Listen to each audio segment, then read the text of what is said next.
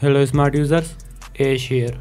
ये है मेरे पास सैमसंग गैलेक्सी S10 प्लस और ये रन कर रहा है एंड्रॉयड 9 बेस्ड One UI पे। मैंने इसे One UI 2.5 पे अभी तक अपडेट नहीं किया है क्योंकि मैं यहाँ पे देखना चाहता था 2020 में अगर One UI को यूज़ किया जाए तो क्या एक्सपीरियंस रहता है हमारा, क्या यहाँ पे ऐसी चीज़ें रहने वाली है जिसे हम मिस करेंगे One UI में। तो इसी बारे में मैं आज की वीडियो में बात करने वाला हूँ। तो अभी तक अगर आपने फ़ोन इंस्पायर चैनल को सब्सक्राइब नहीं किया तो सब्सक्राइब कर लीजिए और ऑलरेडी सब्सक्राइबर है तो इस बेल आइकन को दबाइए क्योंकि इस तरह के ऑसम वीडियोस मैं अपने चैनल पे लाता रहता हूँ। तो होप अब तक आप चैनल सब्सक्राइब कर चुके होंगे और बेल आइकन भी दबा चुके होंगे। Without wasting any further time, let's give it a shot. Smart users, सबसे पहला फीचर जिसे मैं इमीडिएटली मिस करने लग गया था जब मैंने One UI को यूज़ करना शुरू किया वो थे नेविगेशन जेस्चर्स। तो जो नेविगेशन जेस्चर्स हमें पसंद है, जो हमने iOS में भी देखे हैं, वो कुछ इस तरह से वर्क करते हैं। अगर आपको होम पे जाना है तो आप बॉटम से स्वाइप अप करेंगे और आप होम पे चले आएंगे, और अगर आपको बैक जाना है तो iOS के केस में आप स्क्रीन के राइट साइड से स्वाइप करते हैं और एंड्रॉयड के केस में आप स्क्रीन के किसी भी साइड से स्वाइप करते हैं और आप बैक चले जाते हैं। तो जेस्चर्स की ये इम्प्लीमेंटेशन सबको पसंद है यहाँ पे। लेकिन जब सैमसंग ने One UI लॉन्च किया तो ये इम्प्लीमेंटेशन हमें नहीं मिली। इन केस अगर आपको नहीं पता One UI में नेविगेशन जेस्चर्स कैसे थे तो मैं बता देता हूँ। तो आपको नेविगेशन बटन्स का लेआउट तो पता ही है। तो सैमसंग ने जो ऑप्शन दिया वो कुछ ऐसा था, जब आप नेविगेशन जेस्चर्स इनेबल करते हैं तो जहाँ पे आपके नेविगेशन बटन थे आप उस एरिया से स्वाइप अप करते हैं उस एक्शन को ट्रिगर करने के लिए जहाँ पे वो बटन था। अगर आप कंफ्यूज हो रहे थे मैं सही से क्लियर कर देता हूँ एग्जाम्पल के साथ में। तो सपोज़ अगर आपको बैक करना है तो जहाँ पे बैक का बटन है आप वहाँ से स्वाइप अप करेंगे तो आप बैक चले जाएंगे। और अगर आपको रीसेंट ऐप्स पैनल में जाना है तो जहाँ पे रीसेंट ऐप्स का बटन हुआ करता था आप वहाँ से स्वाइप अप करेंगे तो आप रीसेंट ऐप पैनल में चले आएंगे। तो सेम ही ऐसा होम बटन के साथ भी है। तो इन वाले जेस्चर्स का कोई यहाँ पे फ़ायदा नहीं था। आप बटन यूज़ करें या फिर ये वाले जेस्चर्स यूज़ करें, एक ही बात थी। ये बहुत ही क्रैप था, बहुत ही वाहियात नेविगेशन जेस्चर्स की इम्प्लीमेंटेशन थी और शायद सैमसंग भी ये बात समझ गया था, जिस वजह से One UI 2.0 में हमें प्रॉपर नेविगेशन जेस्चर्स देखने को मिले थे। और क्योंकि नेविगेशन बटन्स और नेविगेशन जेस्चर का सबसे ज़्यादा यूज़ रहता है हमें जब हम स्मार्टफोन को यूज़ करते हैं, इसलिए मुझे ये नेविगेशन बटन बार बार रिमाइंड करा रहे थे कि मैं एक पुराना सॉफ्टवेयर वर्जन यूज़ कर रहा हूँ। Smart users, Samsung one of the first company थी जिसने डार्क मोड की तरफ लोगों की अटेंशन खींची। इससे पहले डार्क मोड इतना कुछ पॉपुलर नहीं था OS लेवल पे। तो Samsung one of the first company थी जिसने OS लेवल पर डार्क मोड को इम्प्लीमेंट किया और इसी रीज़न से जो डार्क मोड का एक्सपीरियंस है One UI में वो इतना कुछ खास नहीं है। मैं एक्सप्लेन कर देता हूँ कैसे। तो जैसा कि One UI आने से पहले डार्क मोड OS लेवल पे इतना पॉपुलर नहीं था, तो जो ऐप्स थी वो भी इस हिसाब से ऑप्टिमाइज़ नहीं थी। और जैसा कि मैंने कहा One UI one of the first scheme थी जिसने OS लेवल पे डार्क मोड को इम्प्लीमेंट किया था। इसी वजह से उस टाइम तक जो ऐप्स थी वो इस हिसाब से ऑप्टिमाइज़ नहीं थी कि वो उस चीज़ की एडवांटेज ले पाए, और इसी रीज़न से आप यहाँ पे इनकन्सिस्टेंसी देखेंगे। फॉर एग्जांपल अभी मैं लाइट मोड पे हूँ अपने फ़ोन पे और जितनी भी ऐप्स हैं वो सब लाइट मोड पे हैं। तो अब मैं स्विच करता हूँ डार्क मोड पे।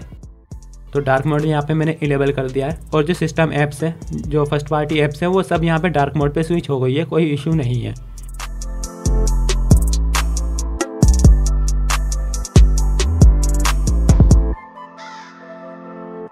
लेकिन दोस्तों इशू आता है थर्ड पार्टी ऐप्स में, इवन गूगल ऐप्स में भी। यहाँ पे आप देख रहे होंगे ये डार्क मोड पे स्विच नहीं हुई है, जबकि मैंने सिस्टम में से डार्क मोड को इनेबल कर दिया है।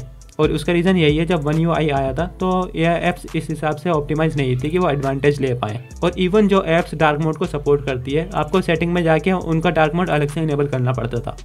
एग्जाम्पल के लिए यहाँ पे गूगल प्ले स्टोर, मैंने सिस्टम लेवल पर डार्क मोड इनेबल कर रखा है लेकिन ये अभी भी लाइट मोड पे ही है। और अगर मैं इसकी सेटिंग्स में जाऊँ तो वहाँ से मैं ये डार्क मोड इनेबल कर सकता हूँ, लेकिन ये सिस्टम लेवल पे इंटीग्रेटेड नहीं है। मतलब अगर मैं डार्क मोड अपने सिस्टम में से इनेबल करता हूँ तो सब कुछ यहाँ पे डार्क मोड पे नहीं होगा, सीमलेस एक्सपीरियंस नहीं होगा। लेकिन एंड्रॉयड 10 के अनाउंसमेंट के बाद गूगल ने अनाउंस कर दिया था कि वो डार्क मोड को सिस्टम लेवल पे इम्प्लीमेंट कर रहे हैं, जिसकी वजह से जो ऐप्स थी, जो डेवलपर्स थे, उन्होंने भी अपने ऐप्स को इस चीज़ के एडवांटेज लेने के लिए ऑप्टिमाइज़ किया। तो अब हमें क्या देखने को मिलता है One UI 2.0 या फिर किसी भी एंड्रॉयड 10 डिवाइस में, जब हम अपने सिस्टम से डार्क मोड को इनेबल करते हैं तो जितनी भी ऐप्स हैं जो डार्क मोड को सपोर्ट करती है वो ऑटोमेटिकली स्विच हो जाती है डार्क मोड पे। तो ये काफ़ी बड़ा इशू था जो मुझे One UI में फेस करना पड़ा। मतलब इतना बड़ा कोई इशू नहीं था, लेकिन एक्सपीरियंस को थोड़ा इनकन्सिस्टेंट बना देता है ये।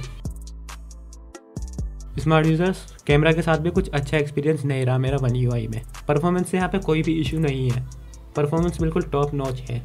लेकिन कैमरा का जो UI है और इसमें जो फीचर्स हैं मैं उनको काफ़ी मिस कर रहा हूँ। ये बहुत ही प्लेन फील होता है One UI में।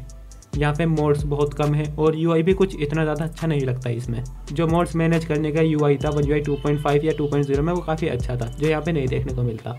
और दूसरी चीज़ है मोड्स। मैं काफ़ी मोड्स मिस कर रहा हूँ वन UI 1.0 में। फॉर एग्जांपल लाइव फोकस वो यहाँ पे अवेलेबल नहीं है। प्रो वीडियो, यहाँ पे वीडियो में प्रो मोड नहीं है, पहले अवेलेबल हुआ करता था लेकिन फॉर सम रीज़न सैमसंग ने वन UI में डिसकंटिन्यू कर दिया था। लेकिन वन UI 2.5 में हमें उस मोड का रिटर्न देखने को मिला, मतलब वो मोड अब वापस आ गया वन UI 2.5 में। तो इनफैक्ट वो यहाँ पे नहीं है, वन UI 1.0 में नहीं है, तो मैं उसे मिस कर रहा हूँ। तो लाइव फोकस वीडियो में काफ़ी मिस कर रहा हूँ। हालांकि काफ़ी लोगों को लग सकता है वो गिमिक है, लेकिन फिर भी अगर वो आपके फ़ोन में हो तो अच्छी बात है, ना होने से तो अच्छा ही है। और अगर लाइव फोकस वीडियो को छोड़ भी दें तो प्रो मोड वीडियो कितना यूज़फुल था इस चीज़ को कोई डिनाई नहीं कर सकता, तो वो भी हम यहाँ पे यूज़ नहीं कर सकते। तो अगर मुझे कभी कोई वीडियो रिकॉर्ड करनी हो अपने चैनल के लिए, मुझे यहाँ पे थर्ड पार्टी ऐप्स यूज़ करनी पड़ेगी। लेकिन वन UI 2.5 में मुझे ऐसा नहीं करना पड़ेगा, क्योंकि उसके कैमरा ऐप में जो प्रो मोड है वो काफ़ी अच्छा है और काफ़ी थर्ड पार्टी ऐप से भी अच्छा है। कैमरा का एक्सपीरियंस भी कुछ इतना अच्छा नहीं है वन UI 1 में।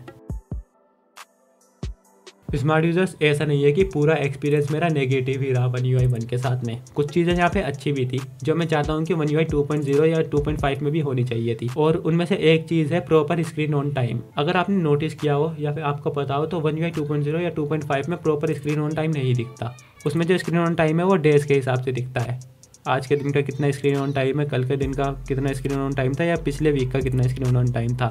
लेकिन लास्ट चार्ज साइकिल से कितना स्क्रीन ऑन टाइम है वो वहाँ पे नहीं दिखता। और मुझे लगता है कि लास्ट चार्ज से कितना स्क्रीन ऑन टाइम है ये मैट्रिक ज़्यादा इंपॉर्टेंट है, और वो चीज़ वन UI 1.0 में अवेलेबल है। तो ये चीज़ मुझे काफ़ी अच्छी लगी और मैं मिस करता हूँ इसे वन UI 2.0 या 2.5 में।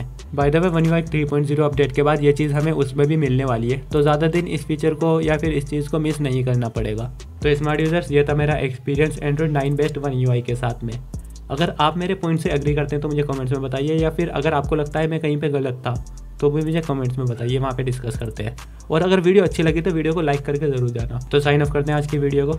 B smart, stay smart.